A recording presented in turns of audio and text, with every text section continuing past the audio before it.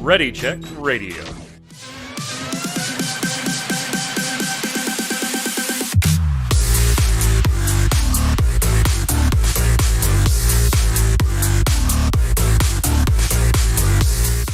Hello, Internet. I love that music. Every time I hear it, it means it's time for the Relic Grind, Ready Check Radio's Final Fantasy XIV Square Enix podcast. And man, I mean, we told you it was going to be busy. And it was, it is, and it will continue to be probably for the next couple of days as everybody finishes publishing their content from the Final Fantasy XIV media tour. The embargo did fall yesterday. I'm your host, Mike Byrne. We're going to talk about it with my cohorts today. Sit back, relax, listen to the dulcet tones of all of our voices, and get some opinions, and make sure you throw yours in the comments underneath. If you're watching this on YouTube or on listening to it on Spotify, head on over to ReadyCheckRadio.com. In the upper right-hand corner, you've got all the socials for everything. Click on them, follow, sub, notify, tell your friends, all that fun stuff. If you like what we do, that's the easiest way to support us, and it's totally free for you. Go ahead, just click those buttons, help us out. We will get the 3-person one-chip challenge scheduled for hitting 500 followers. We are going to probably do that this week or early next week, so stay tuned on Twitter for the exact dates for that. Already did his, was Tark. What's up, Chris Montoya? How are you? Greetings, programs. Got your cactuar hat. Yeah. Listen, you see there? There we go. I'm completely overwhelmed with the amount of information that was dumped on us yesterday. I had to cancel my morning stream because there's just so much out there. Articles, content creator videos, so much to dive into. Let's get into it. Also on the line to do exactly that, Adam Lane, a.k.a. Kronos. What's up, sir? What's going on? I had a little bit of a head start. Turns out the embargo lifted early for some of the classes. But that's what happens when you don't really safeguard the URLs. Yeah, I still watched all the content though too, so it's not like it's taken away from anything. All of it? All of it. He's every single thing that's been published. He's already watched. The people that I follow pretty heavily, I watched all their videos. Yeah, and there's some great stuff out there. Thank you to all of the Final Fantasy XIV content creators that were part of the media tour. Thank you to Square Enix and Yoshi P and the entire team at Final Fantasy XIV for their involvement in the media tour. I mean, it was just, I was making the rounds. Obviously, checking out Mr. Happy, checking out Sly's thoughts, friends of mine talking to Ginger Prime, getting their, thoughts, but then just like making the rounds. We're going to forget names. We're going to leave somebody out here. It is not intentional. The content is just absolutely tremendous out there. Larry Zauer, Mione, and Ms. Tech, and then Rook over and the rest of the team from Aetherite. I mean, it's just on and on and on and on, all these great content creators. Some will be showing clips. We'll credit where due as we go on. I do think it would be appropriate, gentlemen, though, if we start on a message from Yoshi P that was very important for him he instilled in all the people that attend. Oh, Asmongold, right? Media tour folks. Hey, can you please make sure this message gets out there in some piece of content that you do for this? And I'm going to read the statement in full because I think it's important too. We're still in the midst of the fight against COVID-19, which has continued for about 2 years now. Japan is also in a pretty tough situation. However, even in such adversity, medical practitioners around the world are working incredibly hard for our safety. They continue their fight against the virus, which is extremely straining, both mentally and physically. It's because of their commendable efforts that we've been able to continue development, and we've been receiving messages of thanks from players around the world. They've told us that they appreciate the opportunity to have fun through games as a form of entertainment. Moreover, with Final Fantasy XIV as an MMORPG, they were also thankful to be able to meet friends remotely in-game. This has only been possible thanks to the immense support of everyone in the medical community, even if it is just through these opening remarks. Thank you through this media tour. I'd very much like to express my gratitude to them. Thank you so much. Of course, even when we look at our own warriors of light, I'm sure there are those of you who are medical practitioners yourselves or involved in related fields. We'll carry on our own fight in order to continue creating a game experience that you'll enjoy. As such, I would be so glad if you don't lose sight of hope as you work. So it was very important. Obviously, we were not at the media tour, but I felt, the content creators that I've been watching and reading, it was important to Yoshi P to get this out there. Every single one I saw, lovingly obliged. And so I thought we should start the show with that to make sure that that message gets out there. Such a tremendous message from somebody creating a game. Speaking of the game, gents, it is now the most profitable Final Fantasy ever. It is official. Amazing. Now, Final Fantasy XIV has obviously been making more money than Final Fantasy XI for a while, the previously most profitable Final Fantasy title.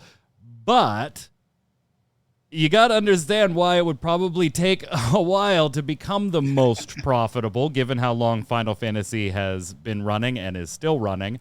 And also, Kronos, the deficit that 14 probably had to overcome from its initial version 1 launch. But it finally got there. 14 is now single-handedly not making the most money, which it's been doing for a while already, but it is now the most profitable Final Fantasy 14. Yeah, I mean, this is probably a pretty easy bet, right, to make. Right. Yeah, it was more of a matter of when this was going to happen. So it's cool that it's happened. It's not like unexpected or anything, but it's just really cool. Passes 24 million players. I hate these numbers, Tark, excuse me. I hate these numbers from games that I cover on MMOBomb.com. I hate these numbers from games that I love, like Final Fantasy XIV. This is such a stupid number. I mean, it's obviously impressive, right? I mean, 24 million is an awful lot of people to have created an account, whether they logged in for 1 minute or are like us and play all the time. No doubt it's an impressive number, but it's also, at the end of the day, a meaningless number. It is a meaningless number. The better number I like is that we had 10 million 2017 with Stormblood. We're now at 24 million. So we got 14 million new accounts that have been created in 4 years. Yeah, so it over doubled in that 4-year period. Absolutely crazy. Awesome to Final Fantasy XIV, Square Enix. I love the game. Spread that out to as many people. Come join. Expansion is going to be awesome. I'd actually be interested to see the number of accounts made in like the last 4 months. That would be, yes, I would love I would be curious just to see that number. Just for curiosity. Well, I guess. I mean, it's got to be big, like right? That's 5.5, when I everybody just started wanted to know- leaving 20 million? WoW, Yeah, and right, Asmon and right. Bellular, and everybody else started jumping ship too. Yeah, I would just be interested. Like it would have to be over 1 million. I feel like, right? It's just in that small period. I feel maybe not. Like- Maybe not though. Well, But that 5.5 when we had like 20 million, now we're at 24. Like, true. Yeah. so booming numbers. Meaningless numbers, but still impressive.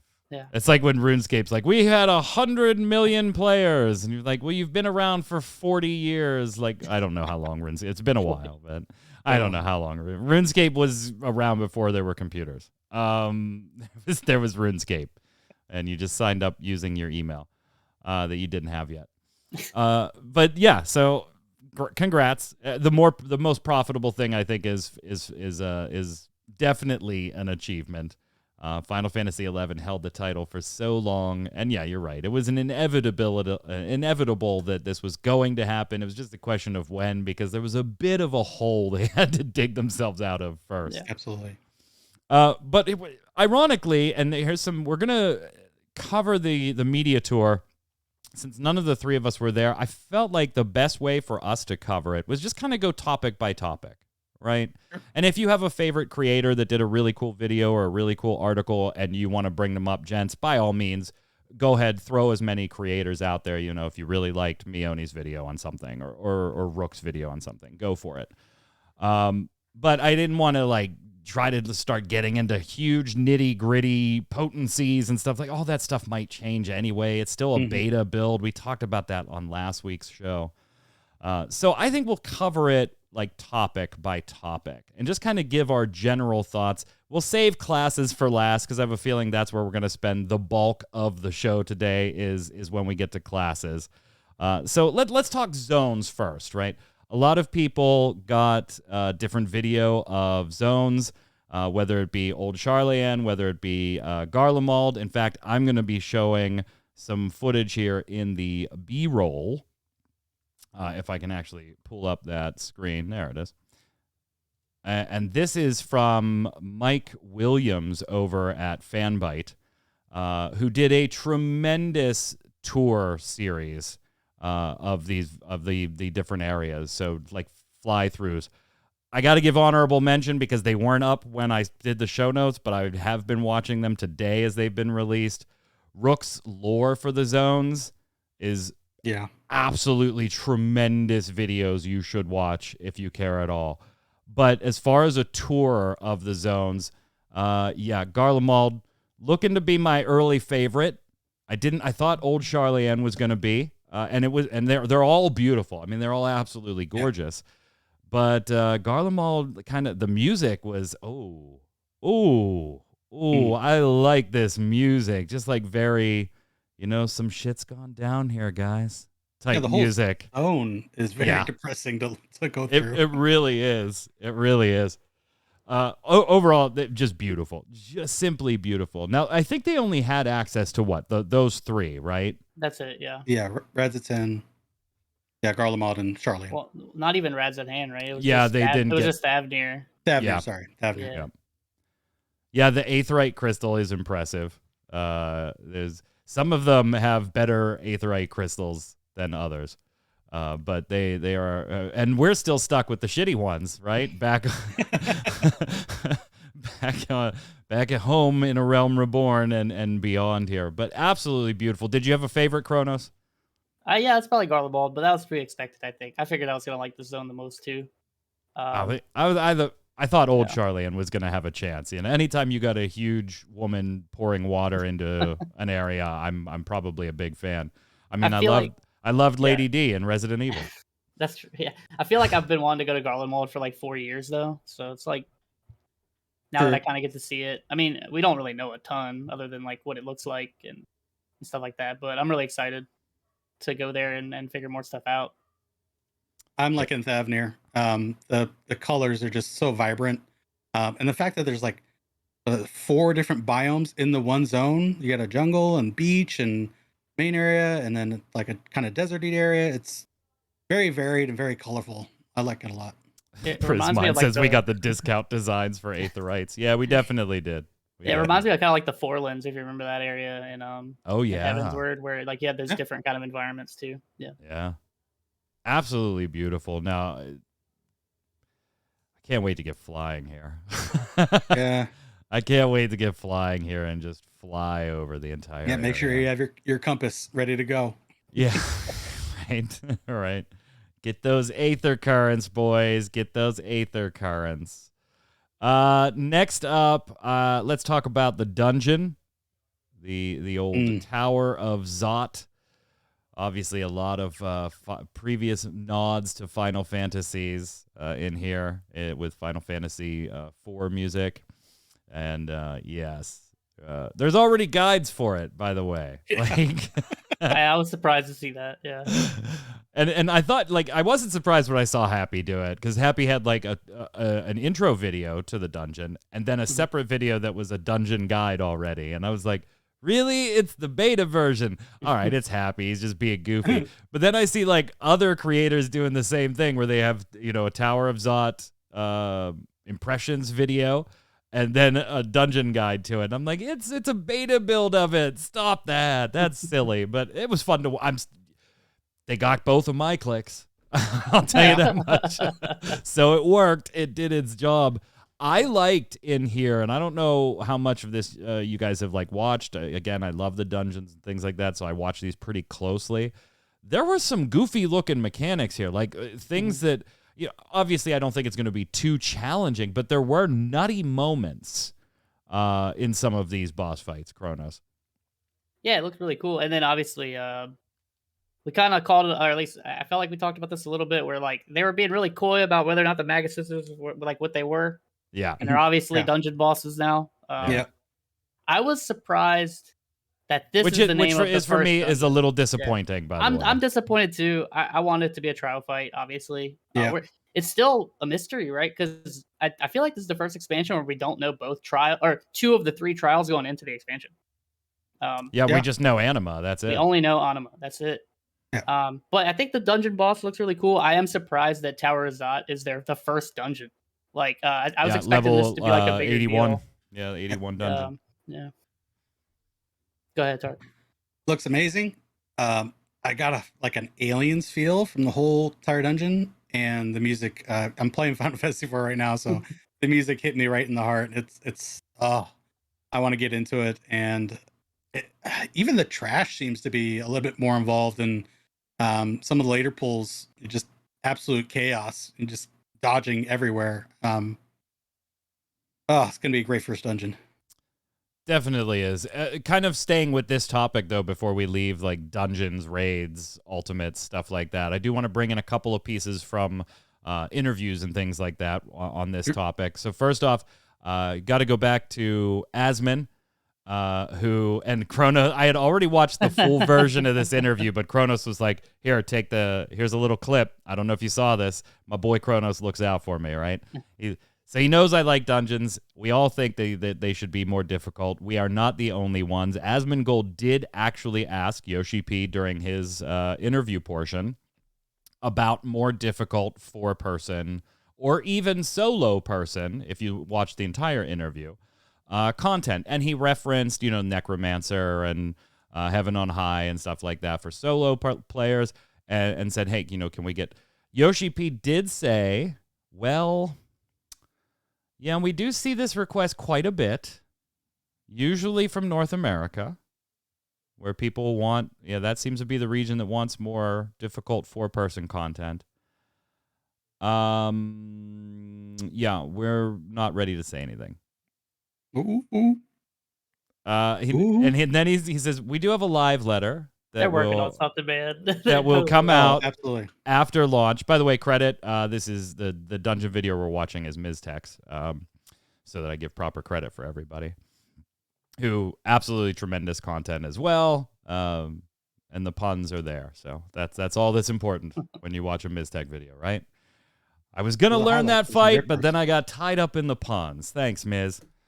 She's awesome and great coverage there. So. It sounds like normally he would just say, we hear this a lot. We're taking it under consideration. Like he's done that before. Maybe we'll do something with it. Maybe we won't. We're taking it under consideration. But he was very kind of coy in this one, Kronos. We get that a lot. We're kind of not ready to talk about that. But we have a live letter after Endwalker launches that maybe we'll have some info there. I mean, we say this a lot too. Or he's just trolling. Yeah. No, he's really particular when he says stuff. Yeah. Like he doesn't say it and he doesn't mean it. And the way he said that, it makes me feel like he literally said, "Hey, watch the live letter after Endwalker release." Like so, basically the 6.1 live letter. Right. Now, whether or not that means it's coming in 6.1, that doesn't necessarily mean that, right? But I mean, it means they're probably. I think they're working on something. I think they have to be. The way he worded it is just like there's something coming for smaller groups on the more difficult side of content, Tark. What some of the content creators have relayed is that with the increase in accounts and being the most profitable, one of the things I took away is that the phrase, they're going to spare no expense for Endwalker and the future. I'm hoping that they're putting the full weight of Square Enix and giving them the budget they need to really go ham and give us the content that they want and feel that we deserve to move forward. So I'm hoping that our discussions here on this program come to light, and we want harder dungeons, we want more difficult, even if we can't get through it, we want to have that challenge available to us. Well, it's like speaking of like since we're already talking about the interviews and stuff. Did you see like his remarks when people were asking him about ultimates? I took note of that too. I don't know if you saw Yeah, that. so and he kind Yeah, I of did. gave the same answer to everybody. Yeah. It was almost like they had that one ready, Yeah. knowing that was going to be asked a lot, and it was basically, we are confirming one. We're not ready to talk about them yet. We'll see you soon. There was one that I saw where he basically said they already have the idea for the second one and they want to do that, and that they're pushing for a third. Right. Which makes me think that it makes me really hopeful for 2. I think 3 is still very far fetched. I'll be happy. Like I just want the 1 for now, to be honest. Like if that doesn't get delayed, I'll be happy. But it makes me at least excited that we could potentially get 2. And it sounds like they're like working hard to kind of make up for that, which is awesome. So, Which is part of where I hope spare no expense comes into play, and that we get those 2. Because I know a lot of people are like, we've lost an ultimate because we didn't get 2. I mean, if you want to Yeah. be technical, we have like Yeah. if we only get 2 this expansion and we keep only getting 2, then technically Then we did. yeah, you lose lost one. Yeah. Yeah. Yeah. Now, if they can squeeze in a third, then we've gained it. Awesome. Yeah. But So can I just say, a lot of the interviews, like Yoshi P led in the Asmon interview by asking about Asmon's mom, who obviously we hope awesome. recovers very quickly and everything. Absolutely. But that was just such a high-class move. And I saw Yoshi P taking a little bit of flack here and there. Not a lot, but occasional comments here and there on, oh, he doesn't know. You know, somebody on his team is prepping him, giving him information about the streamers. And I just kind of thought, who cares? Yeah, even So if what? Yeah. why Like, does it matter? even if that's the case, I'm going to give Yoshi P the benefit of the doubt and say he probably has watched some recent Asmon stuff, right? That's a big enough streamer that probably is on Yoshi P's radar, I would think. But even if he didn't, that means they were smart enough to have a team Exactly. to set aside and give Yoshi P information about the content creators as they were coming in. That's a classy move either way. Yeah. And even if he didn't and they have the team, he still has to make that choice to bring that up. He didn't have to do that. So that, yeah, absolutely, totally classy move. He's just showing he's just a great human being. I love Yoshi P. He did in Asmon's interview say talking about other development houses, and Yoshi P is usually very complimentary or doesn't say anything at all. Like, he's very from the school of, if you don't have something nice to say, don't say anything at all. But they were just generally talking about MMORPG development and things like that. And he was like, sometimes I wonder if some of these other MMORPG developers ever play their game. Like, and he says, because we all play it. Boom. We all run our weeklies. We all get our tomestones, farm our tomestones to go get our gear. Like, we do that. We do that. You know, sometimes I wonder if these other companies sometimes if they even play their own game. And I was like, oh, little shots fired there, Yoshi P. He fired some shots a little bit at the community too in that interview. He did. Kind of funny. Where Yeah, he mentioned like people need to just kind of learn how to like take a backseat and let people try stuff for themselves. Yeah. Because I think they've noticed lately with all the booming and all the big streams, everybody wants to get in your chat and tell you where to go and how to do something. And if you fail a fight once, like, you're terrible. Yeah, it's not how the game works. He even said, hey, if somebody does that in your chat, tell them politely, stop. And you just play the game the way you want. Just play the game the way you want. He kept reiterating that, and that's one of his usual mantras, right? It's like, if you want to take a break from 14, go ahead. Go play something. Why on earth would you play something that isn't fun? It's a game. It's entertainment, people. If it's not entertaining you and it's not fun, don't play it for a little while. I mean, and he reiterated that in multiple interviews. But yeah, I wanted to bring up your ultimate there. I guess we should talk about classes, because that is like where the big portion of the media stuff obviously falls, is getting your hands on those classes, messing with the new abilities, messing and looking around with the potencies, looking at the abilities that have changed or been scrubbed. Let's separate Reaper and Sage for a minute. We'll cover them last. And we'll kind of just tackle this in like we did when we were doing the preview stuff a while ago, by role, right? So we'll do tanks, we'll do healers, we'll do physical DPS, and we'll do magical DPS. And so I want to start right away. Both of you gentlemen are healers. I know some of you have to probably have some pretty strong feelings, because even just somebody casually healing like myself, even I looked at some of the changes and was like, well, that feels not great. That feels not great. Not terrible, but not great. And I know, Kronos, we'll go to you first, because you were shedding a tear for white mages a little bit I'm on not Twitter this week. Let me start with like a disclaimer, okay? I don't think any job is going to be bad. I don't think any job's not going to be able to clear I agree. the hardest content in the game. I am coming from a perspective of what I like to do in the game, which is after post clear, trying to do as much damage as possible and kill the boss as fast as possible. And so that's where a lot of my fun comes from. And so that's where a lot of like I criticize certain things, because I want my job that I play in the game to feel good in that scenario. If you don't play that scenario, then you're probably not going to like my opinions, and that's okay. You can have your own opinion. You can, if you like playing dungeons and all you care about is like how powerful your class is in dungeons, that's fine.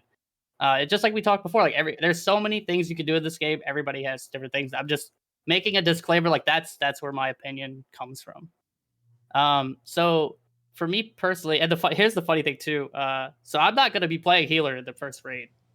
That's already pretty much been confirmed by my raid group. No one wants to play physical ranged, so I'm swapping to physical ranged. That's what's going to be my job. But I'm still probably going to level white mage first, so I still probably will consider it my main. You going bard? I'm kind of right now leaning toward dancer. Honestly. Gotcha. Dancer. But I think they all three. I think we'll talk about it when we get there. But so the big thing about white mage, I feel, is so if you're kind of like big into like that optimization part, is that lilies are primarily used to move around, right? Mm-hmm. Yeah. And so if you're using lilies to move, that's how you're gaining that damage back through a Afflatus, and you're kind of like minimizing the amount of damage you're losing from glare. Okay, that's basically the gist, TLDR kind of thing. So now that glare is 1.5 seconds, and I can move around like a maniac, kind of however I want, as long as I just kind of move one GCD at a time, which isn't crazy hard to do. Yeah. It makes lilies kind of not feel as good to me personally. So it really just feels like, as an optimization point for white mage, my optimization is going to be like, how can I not use lilies? Like basically, like I don't want to use them unless I have to. And that kind of feels bad, because now you're taking away like one of my capstone abilities from the last expansion that does a crap ton of damage. And now ideally I don't want to use that skill. Like that's just how I kind of feel. Other than that, I think everything else is fine. I think the level 90 skill looks really cool. The Lily Bell, I think that's awesome. Everybody's whining about Thin Air, but Thin Air is fine. It literally only nerfed one situation, and other than that, it's probably better. I think it's funny Free Cure is still in the game. Yeah. But, I'll let Tark talk about Scholar, but that's kind of how I feel about it. Yeah. And obviously, we're not going to get as granular here. This is a podcast. This is not 7 to 22 minute class-specific videos, and we certainly aren't going to talk potencies. It's a beta. Are they pretty close to what they're going to be? Yeah. But, so yeah, there's White Mage. We're going to avoid Sage. We'll cover Sage and Reaper at the end, so Tark, we'll let you have your Scholar. What do you think? I'm wondering if they're setting up Scholar for a summoner style rework down the road, because they're just nerfing the fairy into the ground. I don't understand what they're doing. Now they're buffing the shields of Sucker and Adlo, which is awesome. Those are going to be some beefy shields, 165%. Oh, in interviews, he was asked, but Yoshi P was asked specifically about Scholar, because you basically hadn't really heard anything about Scholar in previous live letters and stuff like that. And he actually apologized to Scholar players there. He said, this is our fault. He was like, the way we scheduled this, we always use the media tour to do the individual class breakdowns and let the content creators play with those and get the words of potencies and abilities and stuff like that out there. So we kind of don't do that type of stuff in the live letters a whole lot. And Scholar just kind of got lost in that shuffle, and that's our fault. And he was like, I don't want scholars to feel like they're not getting anything. It's going to be boring. It's just what you do now is what you do. Like, he legitimately apologized in Larry and Miztech, who were buddied up for their interview. She asked a couple of questions about Scholar, and everybody asked the old healer DPS question, which we'll get to in a minute. And he specifically apologized for scholars maybe feeling like, wow, we're not getting a lot of love here. Yeah, they're not getting a lot of love. If you play a Scholar Shadowbringers, it's basically the same thing in Endwalker. Your shields are beefier, but again, the fairies nerfed into the ground. Fey Blessing no longer costs any gauge, so the only gauge that you're using is Aether Pact, but that got nerfed too. So I will say one thing though, like, so when we look at it as like a nerf to potency or whatever. Mhm. So like fairies in Stormblood were actually pretty good, right? Like they're like absolutely, and they didn't really change the potency from there to Shadowbringers, and which is why we saw it kind of come back. It could have something to do with the stat squish. I just want to throw that out there. Like, I don't know if it's necessarily going to be as big of a nerf as people think, because we don't know how the stat squish affects a pet. You know what I'm saying? Like, so like our gear is obviously going to get affected by the stat squish, which is then going to tone our numbers down. But then how does that affect the pets, like just raw? Like, I don't think we're really going to know until we see the fairy heal someone. And I'll give you that, but with the buffs to your shielding and the buffs to your traits for your raw heals, it just seems like they're making it like the fairy is kind of an afterthought. You know, a couple OGCDs.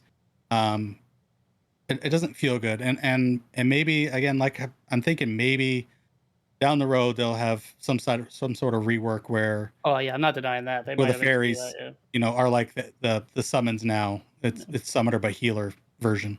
I don't know. Do we want to talk Astro? I mean, I think it's pretty cool. It is pretty dope. It is pretty dope, but it's the most RNG of all the healers.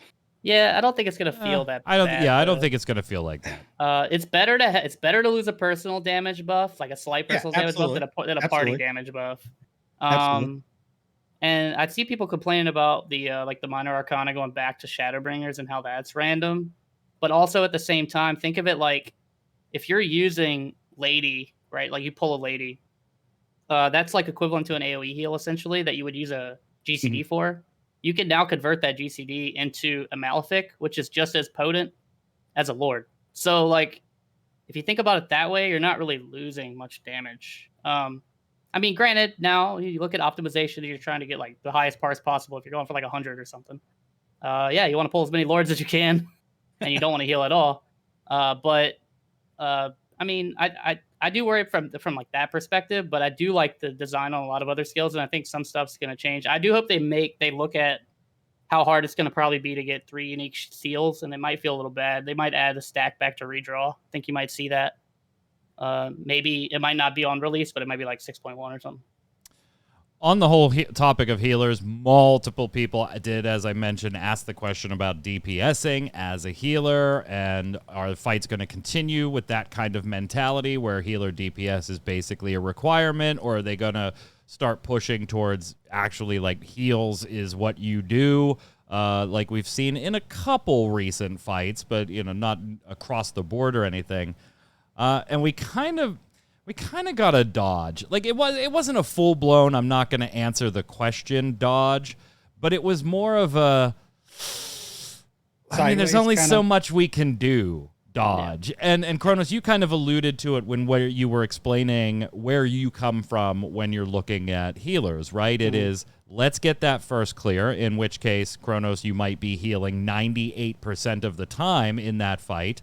And then in the ensuing 2 weeks, 4 weeks, and 6 weeks, it's now I'm going to contribute 40% of the DPS that and only 60% of the time heal because we've geared up a little bit. We've become more experienced with it. The numbers have changed. And Yoshi P kind of said the same thing. It's really hard for them to tune a fight and say, all right, healers, you better focus on healing. Otherwise, people are going to die. Forget DPS, because in 2, 4, 6, 8 weeks, they're not going to be focused on healing anymore. And so they can't, there's only so far they can go. So he really didn't answer the question per se, Tark, and say, we want things to be more healy, or no, we like the idea of DPS there. They do kind of like the idea of DPS there, but so that 6 weeks down the road, when you're just clearing the Savage or the Ultimate for whatever reason, your weekly clear with your static, that you have buttons to press because you're not needing to be healed. But yeah, they kind of shied away once again from really deciding on, do we want to take this one way or the other, or do we want to just say, hey, it is what it is, and when you can DPS, go for it. When you can't, okay, yeah, fine. Yeah, because I can't remember the interview who it was with, but he stated that they're trying to make it so that healers heal more. They do that job, but they don't want to make it to the point where it's too difficult for the casual public to do the content. So it is that fine balance. I think they've been doing fine. And again, when you're starting to clear the content, you've seen it. You've got you can lay down your cooldowns, manage those mitigations properly, and then it comes about skill and optimizing, like Kronos does. So, but I can see the argument both ways here, Kronos, right? Like, you want to be able to say, you know what?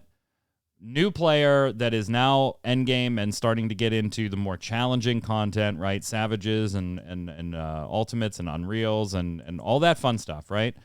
And you say, hey, you've been healing this entire time, but we're going to need you to start DPSing. And that player says, well, I'm a healer. I rolled a healer because I want to heal. But then the other side of that is that person, if they're advanced enough to the point that they're seeking out groups for Savage content or Unreal content or Ultimates or anything like that, they already know. They have figured out by now that this game does rely, to a certain extent, on healers contributing DPS. So while I can see both sides of the argument, I'm not really sure who we're defending here. Because if you just want to heal, fine. But you probably aren't going to get too many Savage, Ultimate, and Unreal groups, right? Yeah, almost done. And if you want those types of groups, you have been doing your research and you're going to have to weave DPS in because it's going to be expected of you. So I'm not sure who we're defending on this topic anymore sometimes. Yeah, there's like a couple things. I think you hear this trope a lot in the game. Everybody is a DPS. You just have different colors on your icons. And that's kind of true, to be honest. The game is designed that way. Yeah. Now you're a healer, your job's also to heal, so you're not supposed to let people die. But if I let you go to 1,000 life and we go right back up to full, I did nothing wrong, right? Same with the tank, right? As long as the tank is popping their cooldowns and not dying, and you're not like griefing their healer by like forcing them to heal them from 1 health all the time, looking at you, Dark Knight, then it's fine. But you have to find a group that like kind of gels with you. You might be able to find a group where they're like okay clearing when the tier now has echo and you don't want to do DPS on a healer. You might find that. It's probably really hard to find, but if that's your goal, that's probably where you're going to end up. And it's more important to find a group that you want to play with that does the same content as you, where your goals align. And if you're doing that and you're not bothering anyone else, I think it's fine. But if you're coming into Party Finder trying to clear Savages when they're relevant, or you're trying to find a legit Savage group or an Ultimate group, like the expectation in this game, no matter what job you play, is to do damage. And like you said earlier too, like even like week 1 and stuff. Like I'm probably like, I'd say week 1 I'm more like probably 60-40 healing damage, and then when it comes to like later, it's probably more like 20-80 healing damage. Once you know what's coming and you can optimize. Yeah, which is why you have the higher level players that are kind of frustrated with healing, because they're like, okay, all I do is throw these off global heals when they're off cooldown, or time them here, and all I'm doing is hitting 1-1-1-1-1-1-1-2, 1-1-1-1-1-1-2. And to be fair, it's going to be really hard to balance around those players, because those players are so much better than most of the people that play the game, and the other people also need to clear too. And you can't balance around that group. You cannot. That is your 2 and 3% of the player base, right? And we have ultimates for that. We have ultimates for that reason. And if you want to go in and optimize an ultimate and try to heal, no, you don't. That's the problem. That's the problem right now. No, you don't. So, but I mean, that's kind of would be my advice. It's like moving on. let's go to tanks, who honestly, watching all the tank content from everybody out there, I was just kind of like left with the impression of, if you're tanking now and you like your tank class, you're probably really going to like your tank class. Like, yeah. Watching it again, I am a very DPS oriented guy, but I do tank and heal on a more casual basis.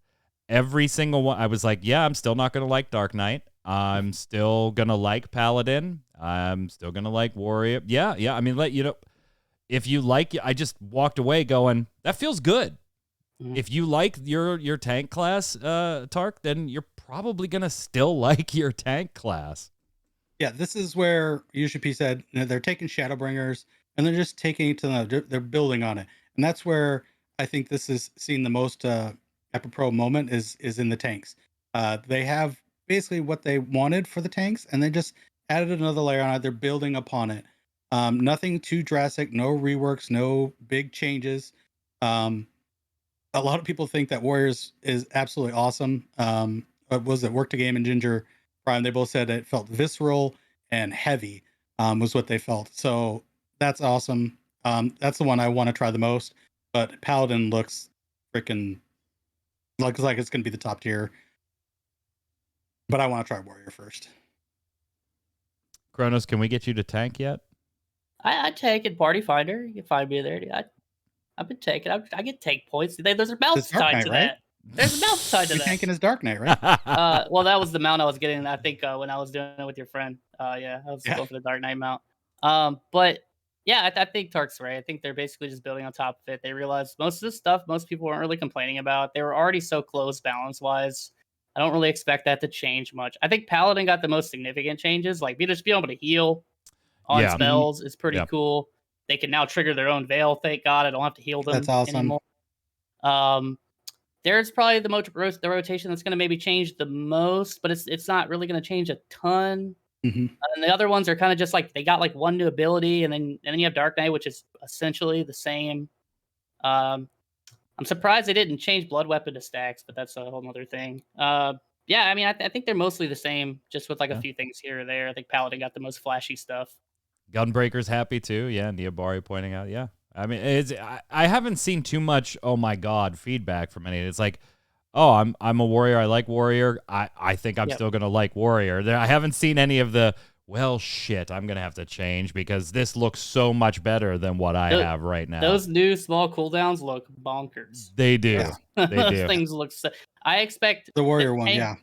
They all look bonkers to me, except for Dark Knight. But I expect tank damage is going to be much higher, at least in like in-game content, because those things on a 25 to 30 second cooldown, like if the damage doesn't change, I better not have to heal you. You better be hitting that thing every 25 seconds. Yep, that's so good.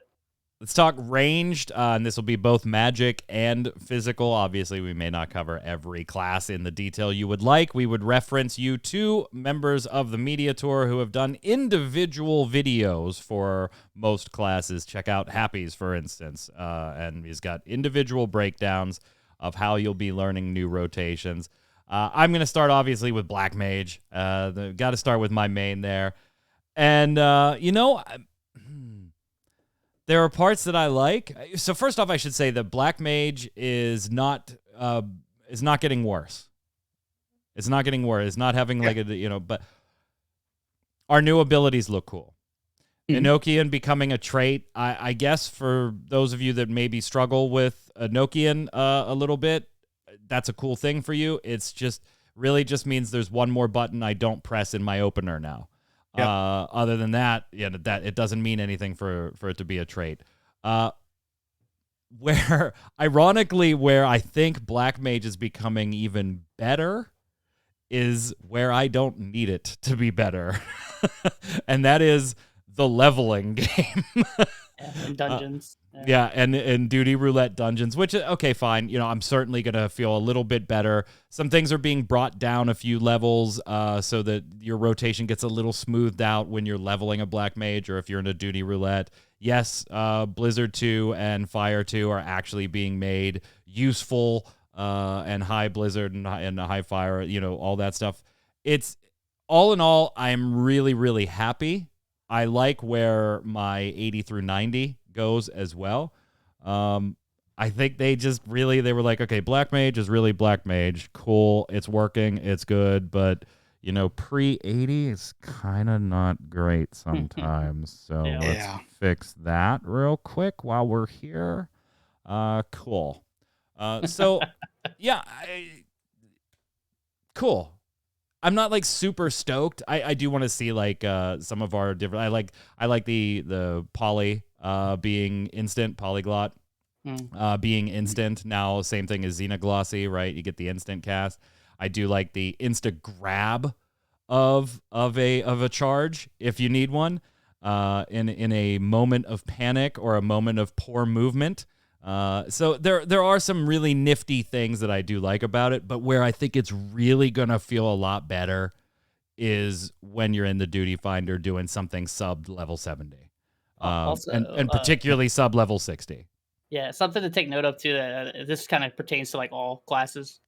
So everything basically like combos now. I don't know if you haven't seen this yet, but they don't break for like 30 seconds now, and all procs got like an ungodly amount of timer added to them. So like your fire starter and your thunder cloud, you could sit on those even longer now. Yep, and really plan your movement. It might change some rotations for a few things, but it's really just more like a quality thing. You're probably never gonna lose your procs and drop your combos now. But yeah, Unless I think you're just bad. I mean, that's true. The other thing with Black Mage, I think that's just like more nuanced is there's this thing that's been going around if you've been playing for a little while. I like to call it the cursed Black Mage rotation, where you just ignore Blizzard pretty much entirely. And I think they fixed that, which is good. Yeah. Red Mage, I'll go there too. Feeling really good about Red Mage. Yes. Feeling really good about Red Mage, and it looks like you two are as well, Tark. Yep. Absolutely. The fact that you can start your combo at the 50 gauge, yes, you're generating a little bit less, but you don't have to get it all the way to 80. It feels a little bit better in that regard. The fact that modification isn't a double, it's just a straight 50. So you can get off your melee combo right away. It feels really good. The fact that you can do your AoE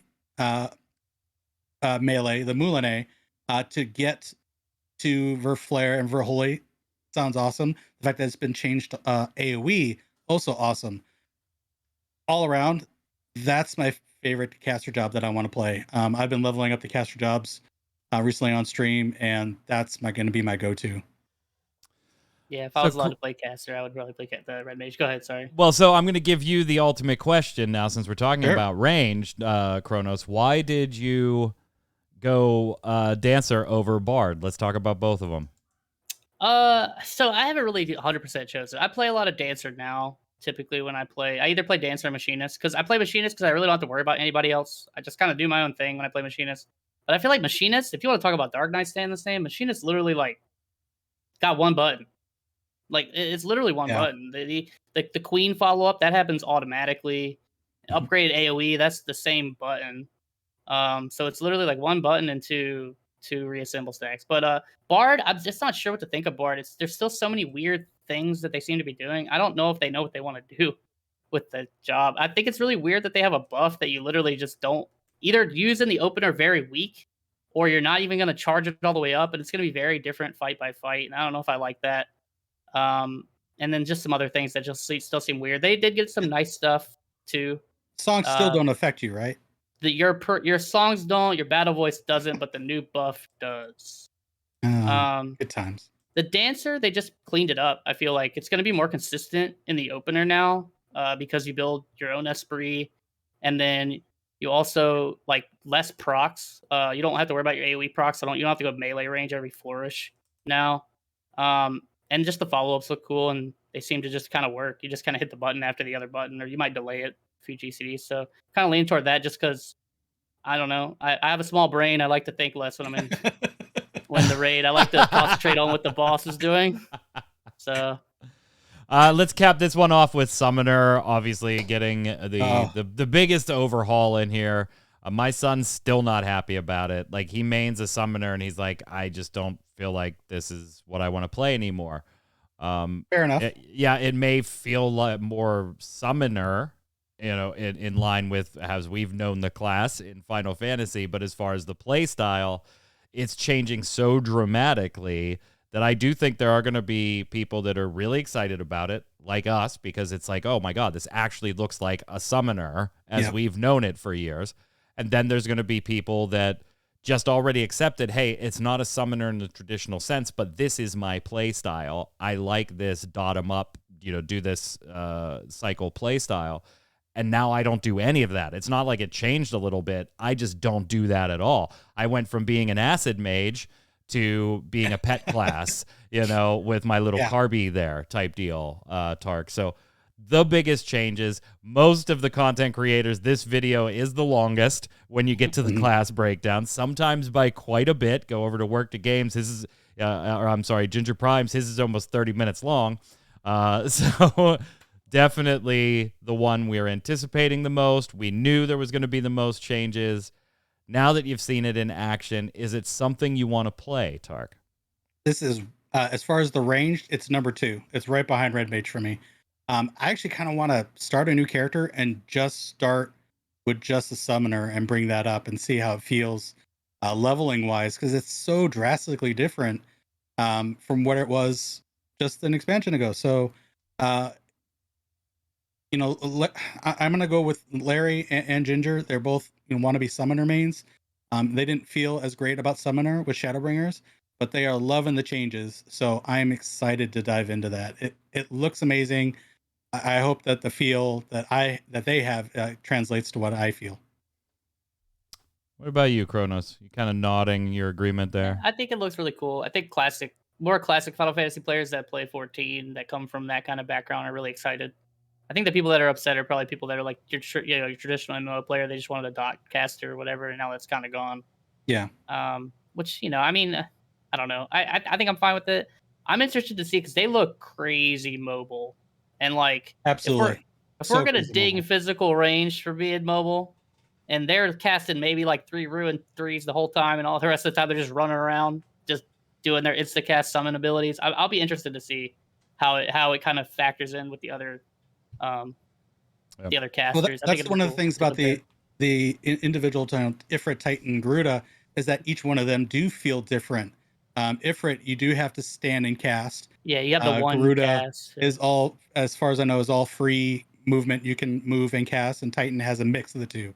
So you're gonna have to, in your raids and what you're doing, kind of plan that out a little bit. It's like, oh, I'm gonna have to move here. Let's use Garuda in this case instead of Ifrit first. So, and you can use them any mix and match. So that's another plus for me.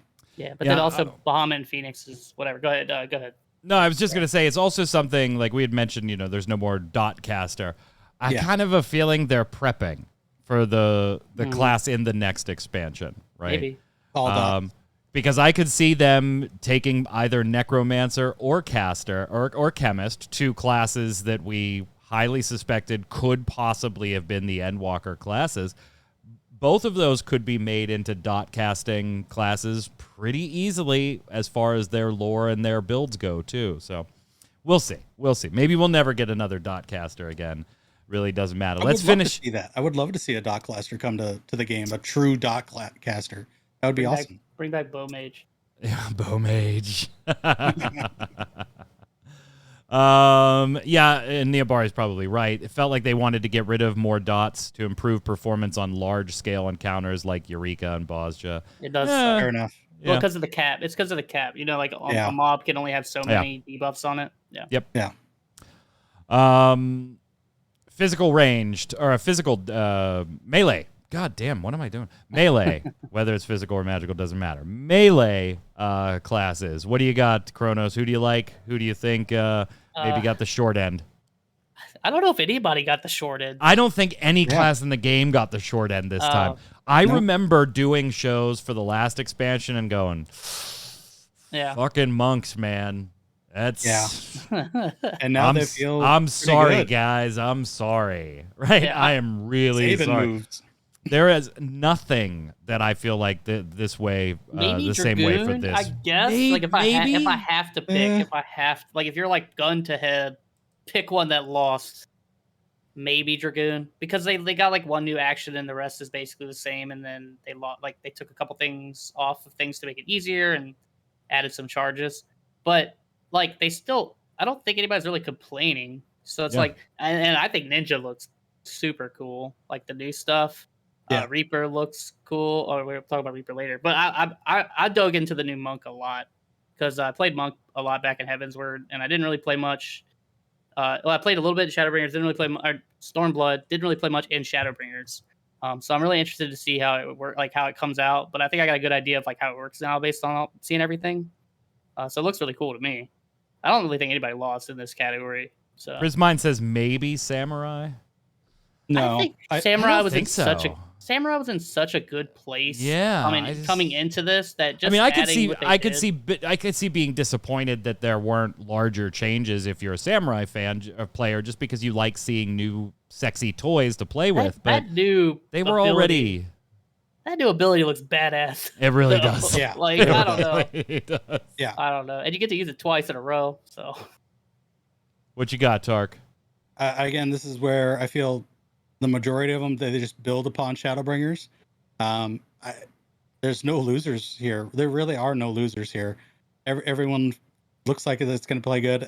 Melee is probably my least invested in. All my jobs are level 60, so I got some work to do on that to really speak intelligently about it. But they look like, from what all the content creators are saying, is they all feel really good. So that's awesome for all those Melee players. And then we got Reaper. Credit to Happy, Mr. Happy. We're going to use his Reaper and Sage video here while we talk about this. And I've been seeing the same thing over and over and over again, whether it's a written article, whether it's a video, whether it's an audio file. I'm seeing the same feedback. Fun to play. Super exciting to play. Can be highly technical. Probably going to take a little while to learn. Going to be a little more on the advanced side of rotational management and knowing your class to be able to play, but not so hard that it's overwhelming to actually learn. Like, that is the general feedback I'm seeing across the board. Maybe a little more technical than some of the classes you're used to in the game now, but a hell of a lot of fun to play and not all that hard to learn. You're just going to have to get used to it a little bit, Kronos. So I think I've noticed something over the years that Final Fantasy players, maybe not like the high-end players, but like some of like your more casual and like middle core players, they think classes that when you hit a button and several buttons light up are hard. Like I for some reason. So okay, so let me. I'm not trying to be mean, I promise. You elitist prick. So take Monk for example, right? I think people think that like Monk is like, oh, they have all these combos and they can do all this stuff. But if you like break Monk down, literally Monk is like 2 combos, right? Like you're just doing like 1, 2, 3, 4, 5, 6. 1, 2, 3, 4, 5, 6. But people get overwhelmed with Monk because they see all these abilities, and then when you hit one, like 3 light up, and you're like, oh crap, like which one do I hit now? And I think people are feeling the same thing with Reaper, where like you hit their first couple. Yeah, but Reaper's doing. To be fair though, it isn't like combo straight line like that. It's not. Though. It's not. It is working a mini rotation to fill up a meter, so that you then gain access to another mini rotation to fill up a different meter. Yeah. To then do another mini little rotation to have your big cap off end paying abilities. But a lot of those abilities share the same button. Yeah, well, they do auto change. As you go through the rotations. So I mean, obviously, it's more complex than this, and I'm oversimplifying it. But it's kind of like 1, 2, 3. Then you gain a buff. Then you hit like 5, 6. Then you gain a buff. Then you hit the enhanced version of like 1, 2, 3. And then now you can hit your button to go into your big stance, and then you hit your bursty buttons. Like you alternate, and then you hit the last one. I do like in Larry's Reaper video. He's like, this is your frontal cone, and this is an AoE all the way around you. Don't use these on single targets. Yeah, they do have I will say that, and I think that's maybe part of the overwhelming part too, and which is part of why, like, I think I said this on Twitter a little bit, is like they say they're going to do things for other jobs, and they do it, and then they do the opposite on other jobs. Like, so it's like I feel like a lot of like single target AoE stuff has been kind of like put into one button, and then it just has like fall off if you use it in AoE or whatever. Yeah. And Reaper, literally, it's like, this is your single target combo. Here's your AoE combo. Here's your AoE spender. Here's your single target spender. Here's your AoE. Like, so it's like they have different versions of everything, which is maybe why people are thinking it's more overwhelming than it is. But if you kind of just separate it into 2 bars and you're like, this is my 8-man content bar, this is my dungeon bar, I would probably do that if you're overwhelmed by the amount of buttons. Because I think there's a lot of stuff that they have. I don't even care. Like, if I go into dungeons or something and somebody's like, oh my God, you are the worst Reaper ever, I'm just going to be like, I fucking look cool. Shut up. I'm flashy. Look, this is the total wrong ability to do right now, but look at how cool this is. Clink. It does look really sweet, though. Yeah. It looks freaking amazing. Yeah. It looks so good. This is, ironically, this is what I wanted Dark Knight to be. Because in my brain, Tark, I'm still old school. Yeah. Dark Knight has a scythe. Dark Knight has a scythe. I'll never give it up. I'm never going to give up. I will die on that hill. I will die on that hill. And so this is what I wanted for Dark Knight. I'm fine that it's Reaper. Yes, we're going to see a lot of Reapers. We're also going to see a lot of Sages. We're also going to see a lot of Summoners when the expansion launches. But don't worry, 80% of them will be bad. So... And I'll be one of them. I'll be one of them. People have to get used to it. It's okay too. It's okay. You don't have to be good at everything. Oh no, I will get good at Reaper. Just like, you know, I know the classes I'm good at, right? And then I clearly know the ones that I'm like, okay, I'm gonna play that when I want to piss Kronos off. Oh, okay, that's what it is. I got it. That's what it Reaper, is. though, does have a very big, you know, you're doing it right, you're rewarded type of feel to it. So, that's going to be awesome. And yes, and even though it's just really 2 color palettes, yeah, it looks super sweet. I love the possession and then like everything glowing red, like the eyes, and so good, so cool. One thing to note from when Yoshi P showed the class off, and I think he had specifically mentioned like, oh, you know, you're gonna have to do these positionals in your, basically a hypercharge window. They took some of them away. Yeah, they're gone. All gone. They were all gone. No, they're not all gone. They still have two of their payoffs at the end still are positional. Yeah. I mean, like when I said they're all gone, I mean the 1.5 second ones have no position. Yeah. Okay. Yeah. They're gone. Yeah. Yep. All right. Tark's main, the Sage. What you got, Tark? I am completely overwhelmed by Sage. I need to play it. He has even played it once yet. He's like, I'm overwhelmed. There's so much, like, and all these names are just like, it's like a foreign language to me. And until I actually use it, it's going to be hard to understand what's going on. From the gauge perspective, I like where the gauge is coming. You know, it's automatically accruing, unlike my Aether flows where I got to remember to hit that button, you know, every, 60 seconds or 30 seconds or whatever it is, to make sure that I keep that going and use my charges. Where this is, you know, you're actively encouraged to use those charges and they automatically come in. So that feels good. But there is just so much information I've been trying to get from different sources, you know, Ginger, Happy, Zepla. Zepla's like, there's just a lot there. I'm very confused and I'm right there with her. There's a lot to Sage. Flynn in chat is dead on. Seems like Sage looks like it's going to be insane for Palace of the Dead and Heaven on High. I agree. Yes. It does look like it's going to be nutty in there. Yeah. I actually, okay. So in Final Fantasy, casual healer tank, but in other games, I do main healers and main tanks. And it's just because I like Black Mage and Red Mage, so fuck the world. I don't care. I'm going to play what I want. I am actually, Tark, having seen multiple videos now, kind of thinking about, you know what, maybe it's time we also sub-main a healer. You know, we've always kept a white mage at max level for mentor status. We've always kept a tank at max level for mentor status. Then they upped the commendations, and I was like, fuck you, game. I don't want to be a mentor anymore. And they were like, what is it, 3,000 now or 5,000? So I forget. Whatever 3,000 for the mount? Not for the mount. For mentor status. 2,000. Or no, I think it's 1,000 comms. Or 2,000. It's either 1,000 or 2,000. I think it's 2,000. Yeah, anyway. I blow that away because I'm good at the game. Yeah. I'm ranged fucking DPS. I don't get many comms. And no one likes you. Yeah, nobody likes it. So anyway, I am like actually being like, oh, you know what? I kind of want to play Sage. Not just I want to check this out like I would with any class that's added to the game, but I'm kind of like, shit, I could see me liking this and actually do. oh my God, how am I going to do Black Mage and Red Mage and this and be, oh God, that's going to be a lot of tombstones.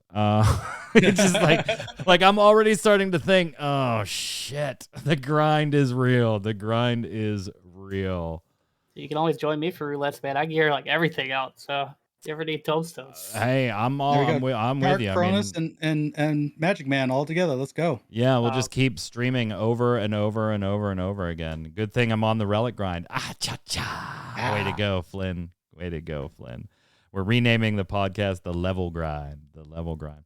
All in all, we were going to talk individually about Yoshi P interviews, but we kind of did that all the way through this, where appropriate. So, but was there a particular interview you wanted to call out just to give a little attention to? I liked Asmon's and Rich's a lot, actually. I felt like they asked really interesting questions, and you also got to hear stuff from Yoshi P that you probably don't normally hear. I like theirs a lot. Happy had some good questions, but in my opinion, all the answers were kind of sidestep-ish. Skirted. Yeah, they were kind of skirted. The questions were good. I didn't think the interview itself overall was good because of the answers. I think Miztech and Larry, honestly, I mean, they both have their own video, but they were in a buddy pool between the two of them, alternating asking questions. And honestly, I think the two of them just should have made one video. I think it would have been tremendous. Both videos are really, really good. The interview is good. The questions are good. The answers are decent in most cases. So, yeah, those would be... Asmon's, I thought, was really good, too. He got a ton of time. They were like an hour and 15 minutes or whatever. Yeah. That's the one I still need to check out, so I'm going to do that soon. 100% worth watching. But again, thank you so much to all participants of the media tour. Hopefully one of these years we'll get invited. I mean, we've only been doing this for a little less than a year now, so whatever. But thank you to all the content creators. Your work is massively appreciated. Thumbs up and subscribes to all of them. Let's slide over and do Love It or Leave It.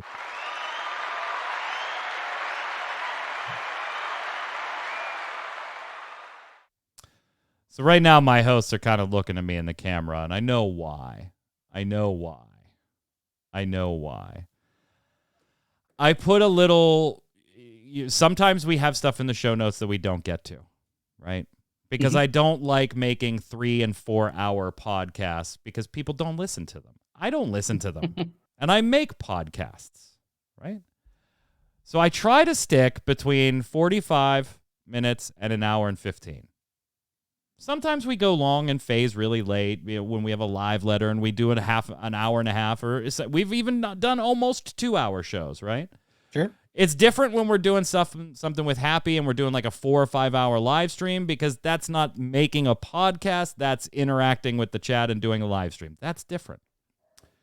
And so when I do the show notes, I don't know how long particular topics will be, but I will move them on when I need to. That's my job as the host, right? Kronos, you've made too many fucking points. We're moving on. That's what we do. Notice how he specifically said me.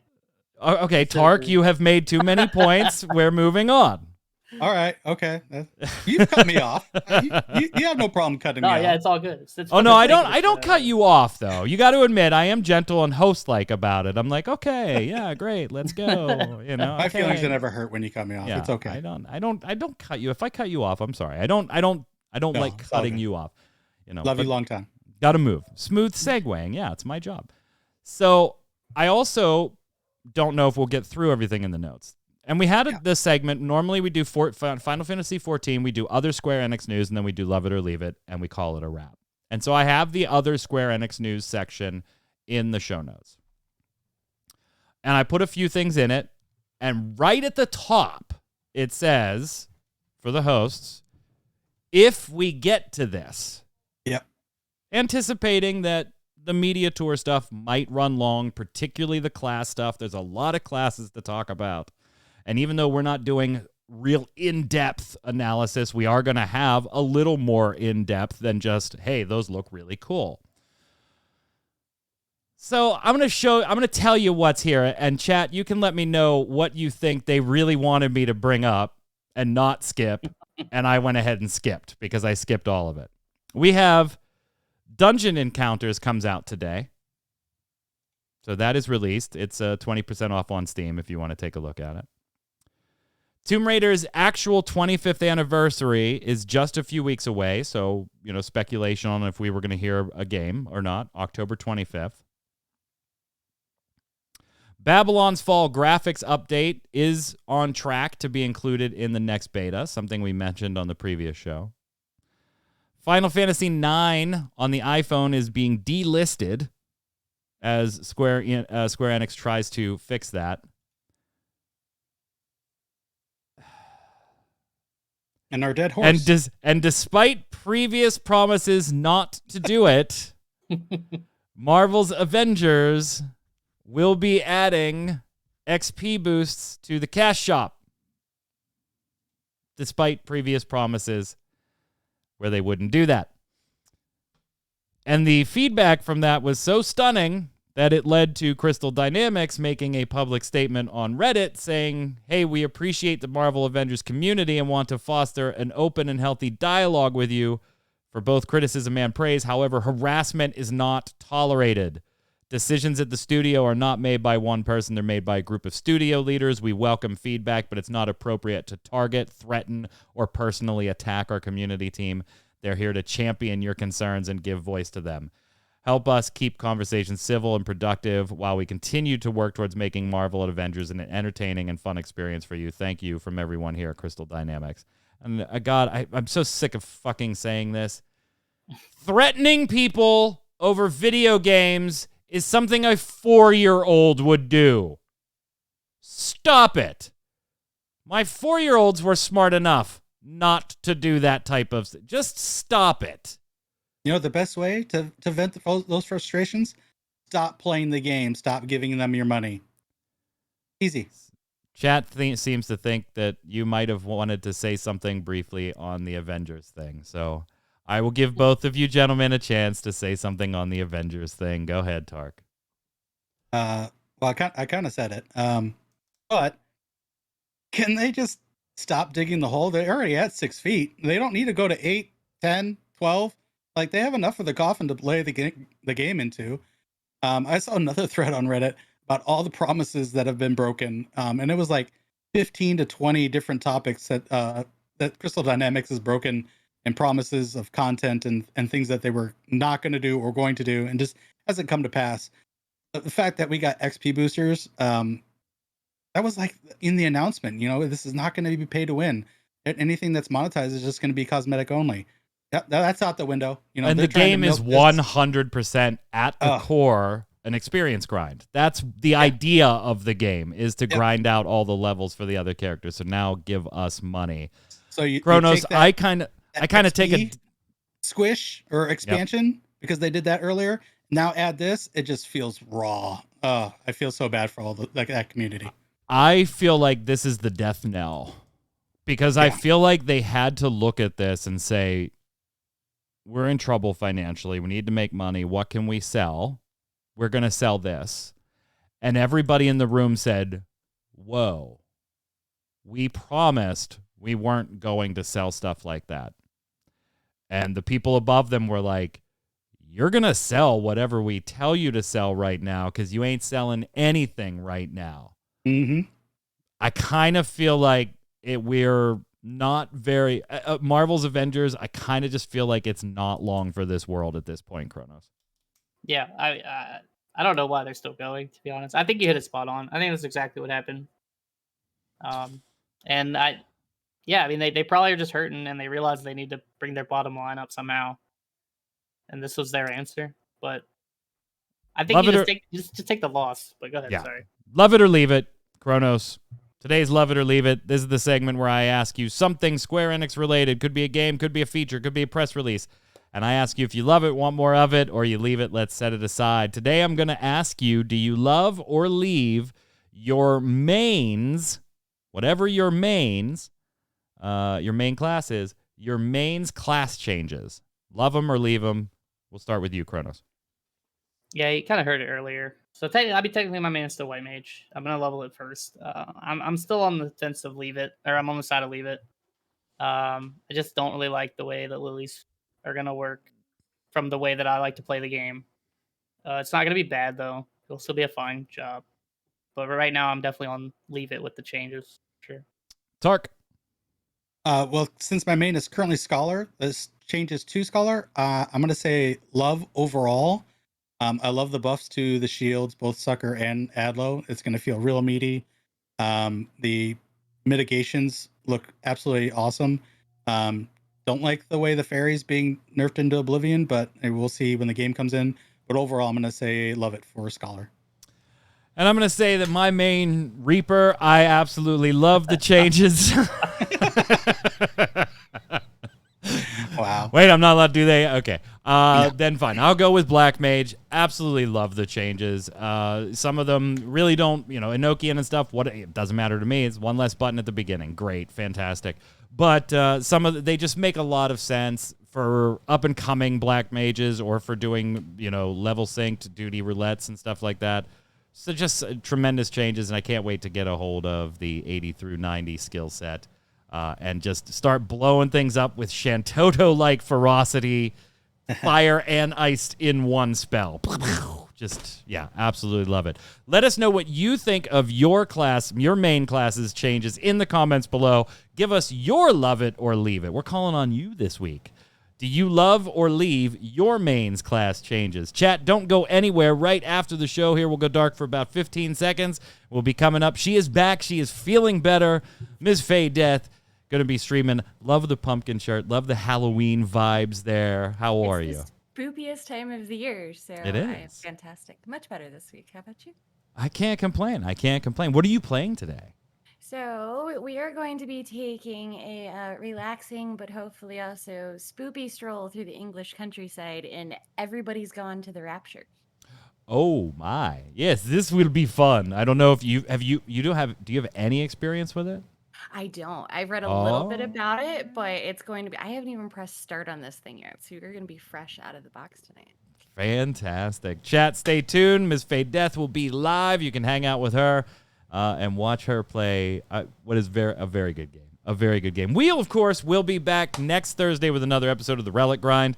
That's in addition to Gaming Gumbo, our general gaming podcast, which will air this Saturday at 7 p.m. We've got streamers like Liminality Carb and Tarkoth himself and myself all over and Faye and all the others. Check out the schedule down below. Make sure you're following, subscribing, so you get the notifications every time we go live. We'll be back next Thursday. Until then, Kronos, where can everybody find you? Yeah, same as always, Twitter. If you want to talk about classes or anything, man, just at me there. I'm always down to talk more in depth, and you can disagree with me. It's perfectly fine. Remember, he's an elitist prick. Look, man, I might be like a little bit elitist. It's okay, man. Just a little bit. I promise I can have a nice conversation, though. Yeah, he can. He's a good Yes, dude. he can. Tark. You can find me on Twitter at Tarkoth Gaming. Also, I stream over on YouTube and Twitch at Tarkoth Gaming. We're doing Ultimate Bahamut Monday, Thursday, Friday nights. So come on down. I'm happy to talk to you. And while I die a lot to Bahamut, Nail, and Twintanya. I'm Mike Byrne. You can follow me personally right there at MagicMan1, but more importantly, follow at RC Radio, RAIDEO, and we'll tweet at you every time we go live with a podcast or one of our volunteer streamers who I love very much jumps online so you can come and hang out. Until next time, gang, stay safe. We'll see you on the servers.